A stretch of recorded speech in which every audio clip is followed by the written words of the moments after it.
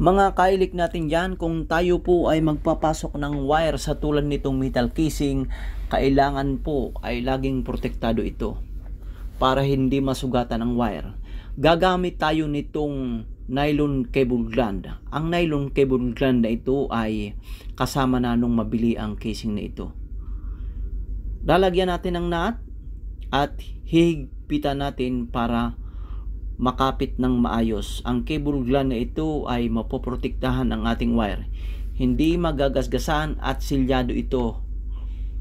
Huwag nating higpitan ng husto kasi nga nylon po ito.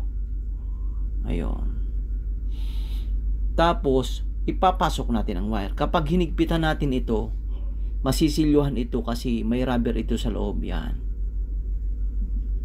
Ang wire natin ito, bago tayo mag-joint, siyempre, bago tayo mag-connect sa ating terminal block, binabalatan natin ang wire.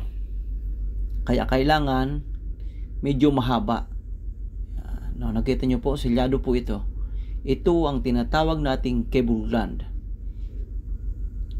Kaya lagi po natin itong tatandaan. Ay, maiksi pa pala. So, i-adjust natin ang wire para may allowance tayo. Ayan. Protektado na ang wire natin ito. Maraming salamat po sa inyong panonood.